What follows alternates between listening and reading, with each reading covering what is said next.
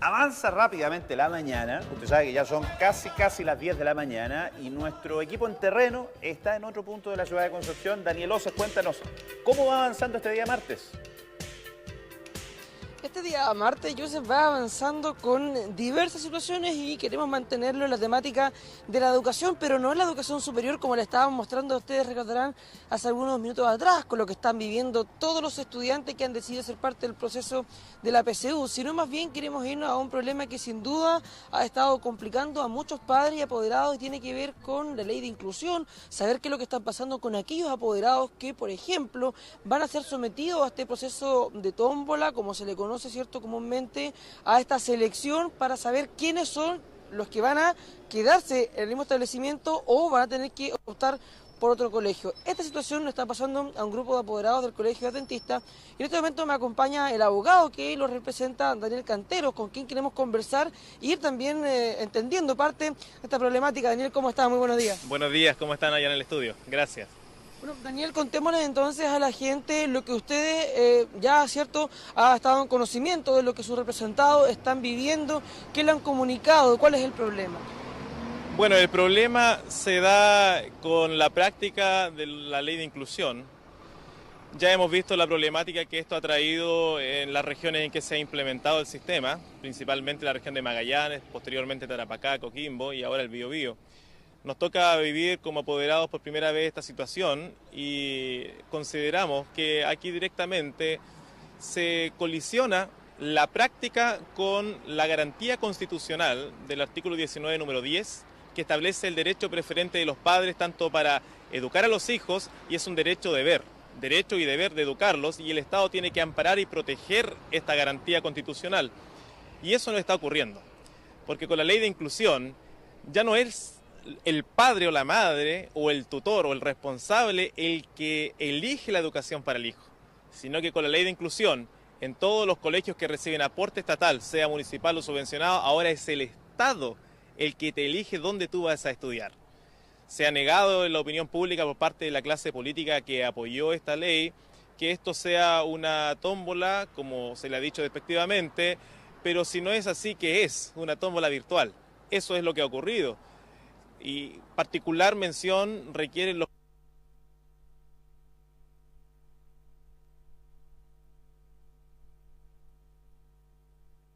colegios confesionales, en donde hay una educación particular valórica que el padre opta a su hijo, sobre todo si participa de la misma confesión, y eso consideramos que es vulneración directa de los derechos de los padres.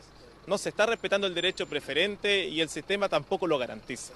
Y por eso hoy día tenemos, según los datos que nos da el Ceremi de Educación, solo en la zona del Biobío 4.500 padres afectados que se conocen. A nivel nacional creo que el número bordea los 40.000 personas.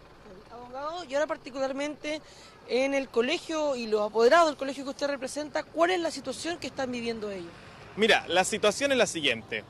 Tú optas por este sistema virtual para inscribir a tu hijo si eres, pongámosle la situación que están viviendo los apoderados que represento. Ellos son de la denominación adventista del séptimo día y participan del credo religioso.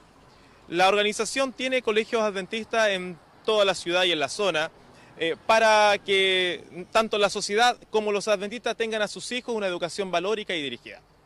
Es subvencionada por el Estado y con ello entra en la ley de inclusión. Entonces el padre ya no puede optar ir a matricular a su hijo, sino que tiene que entrar a la tómbola y allí el derecho donde se ve coartado va quedando fuera el niño o va quedando en la lista de espera completamente al azar en un proceso que tampoco es transparente como lo sería, por ejemplo, las licitaciones de mercado público, donde cuando tú licitas al Estado, ellos te muestran el resultado de la licitación, el puntaje y por qué quedaste en ese lugar. En esta situación no es así. Entonces el apoderado se queda cruzado de brazos y dice, wow, ¿dónde entonces voy a matricular a mi hijo si esa era la educación particular que quería?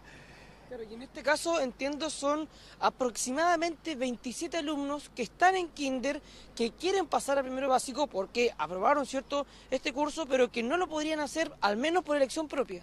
Exacto, dada la particularidad de la fundación adventista de los colegios, tienen distintos roles los colegios. Entonces, de kinder para pasar a la básica, se da ese problema, como tienen distintos roles, no pueden pasar directamente y tienen que entrar a este concurso. Lo mismo pasa cuando sales de la básica para la enseñanza media, porque son colegios que tienen muchos años, la ley no se hizo cargo de eso, no son colegios que se crearon después de la fundación como para haber creado un solo establecimiento educacional unificado con todas las enseñanzas.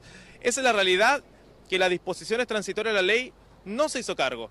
Entonces, el apoderado logra meter a su hijo a kinder, pero después nadie le asegura que pase a primero.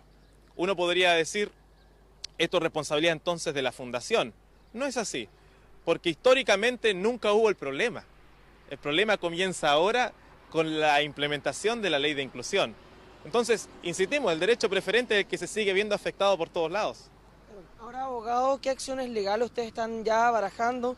¿Han tenido algún grado de conversación quizás con el propio establecimiento? Hablábamos, ¿cierto?, a nivel de sostenedores, directivos, etcétera, para poder de alguna forma entender ustedes o tener, mejor dicho, algún tipo de solución que pueda garantizarle a su representado en esta hora la tranquilidad que el colegio que ellos cogieron para que sus alumnos, ¿cierto?, decidieran comenzar la educación, luego se pueda entonces mantener en el mismo establecimiento que ellos en algún momento decidieron así hacerlo. Bueno, has tocado el punto más álgido porque es el lado más complicado. ¿Qué acción jurídica se puede seguir? La fundación prácticamente está atada de manos, fuera de reconocer tal vez una pequeña responsabilidad de no haber unificado los roles antes, pero no era su obligación hacerlo. Y es difícil entablar una acción judicial porque ¿a quién vamos a demandar? ¿Al Estado? O seguir una acción de inconstitucionalidad de la norma. Es difícil la posición en que se ponen los padres. Aquí es un tema 100% legislativo. Nosotros primero tenemos que hacer y concientizar a la opinión pública del problema y drama y también hacer el llamado a los padres que están viéndonos o que están escuchando los medios sobre este tema, que se unan finalmente al grupo de padres que se está juntando, que se está organizando, porque probablemente hay muchos más casos que no conocemos. A nivel de fundación, como les digo, o de sostenedor, no es mucho lo que se puede hacer. Este es un tema netamente legislativo. Nosotros podemos hacer el llamado, y eso es lo que estamos haciendo, el llamado al gobierno, al presidente de la República, en su campaña presidencial, criticó la ley de inclusión, y eso que todavía no estaba implementada en todo el país. La forma en que se ha implementado ha sido un verdadero desastre. En la región de Magallanes se decía, la ministra del Piano tenía todos estos antecedentes en su mesón, que el 50% de los apoderados en Magallanes, cuando se implementó esta ley, estaba disconforme. Habían alumnos que quedaron seleccionados en los colegios por venir al otro lado del estrecho y que eran de Punta Arenas, y gente de Porvenir quedó en el de Punta Arenas. Y la ministra del Piano decía, bueno, esto es un tema 100% de forma que se va a ir arreglando. Nosotros creemos que es más allá, es forma y fondo. Nosotros tenemos que hacer el llamado a la clase política, y aquí me saco el sombrero a los diputados del Partido de la Unión Demócrata Independiente que se han atrevido a levantar una moción de ley para reformar la ley de inclusión, pero lamentablemente desde el Estado, desde el gobierno, no ha tenido el carácter de urgencia, entiendo yo por la palestra de otros temas que están hoy día ocupados, no le han puesto urgencia al proyecto y el gobierno no se ha atribuido el proyecto a él también. Y con eso está un poco borrando con el codo lo que le dijo públicamente al país el presidente cuando era candidato, de que esta ley tenía que ser reformada porque se estaba coartando el derecho preferente de los padres. Ahora, por lo mismo, abogado, nos imaginamos, ya que la instancia más bien deja en una nebulosa el realizar, podríamos denominar de alguna forma, algún tipo de presentación legal, interponer quizás alguna querella, algún recurso, etcétera, pero más bien el movimiento está surgiendo por tinte ciudadano, es decir, marchas, movilizaciones. En ese mismo sentido, ¿se barajan algunas acciones de ese tipo para también continuar visibilizando esta problemática que hoy le afecta a estos 27 padres? Por supuesto, cuando el tema de fondo está en la voluntad de los legisladores y requiere de una solución de ley, generalmente estas reformas parten de la opinión pública y la sociedad que se organiza y, a mi modo de ver, respetuosamente hace ver el problema. Nosotros no somos personas que estamos por beligerantemente imponerlo sobre la mesa. No, queremos concientizar a la clase política y para eso es importante organizar el movimiento. Hay varios padres que están organizados en distintos lados y por eso se ha hecho, por parte de los apoderados que me acompañan, una agenda que comienza con una marcha para hoy día a las 16 horas en la Plaza de Tribunales de Concepción. A las 18 horas, disculpen, a las 6 de la tarde en la Plaza de Tribunales de Concepción. El permiso de la Intendencia aún está pendiente para marchar por las calles. Sin embargo, si es que no alcanza a estar el permiso, al menos vamos a hacer una aglomeración. La Constitución nos permite reunirnos pacíficamente y allí vamos a comenzar a crecer. Ojalá que muchos más apoderados que sientan que se está coartando su derecho preferente también se unan al movimiento, porque es la hora de alzar la voz y que la clase política escuche. Aquí con voluntad se deben paliar y conciliar los derechos. Abogado, muchas gracias. Gracias. Con el abogado Daniel Cantero, representante de los apoderados del Colegio Adventista, que recordemos, terminan este año sus hijos el curso de kinder, tienen que pasar a primero básico y al menos 27 de ellos están todavía en esta nebulosa, en esta tómbola, como se ha denominado comúnmente, para poder garantizarles si es que o no van a tener la posibilidad del próximo año continuar en el mismo establecimiento que ellos en algún momento decidieron matricularlo. Sí, es complejo, Daniel, un proceso que es nuevo. Hemos estado nosotros con las dos visiones, tanto desde el mismo Ministerio de Educación, el Ceremi de Educación estuvo presente con nosotros en dos ocasiones para explicarnos este proceso. No obstante, también desde la otra mirada, desde los apoderados, se ha presentado como un proceso bastante difícil. Gracias, Daniel, por la información. Vamos a seguir de cerca este tema. Oye, es complicado, y lo discutíamos nosotros. Es bueno, digamos, esta problemática discutirla aquí en la mesa, porque probablemente el sistema no es tan duro, sino como darse cuenta que la educación es muy dispar en Chile. Porque este sistema sería espectacular, sí, claro, digamos, si es que todos los establecimientos fueran iguales y nos ofrecieran lo mismo. Es como que uno diga, voy a ir a tal o cual hospital, porque en este hospital me atienden mejor que en este otro. Hablo del sistema público.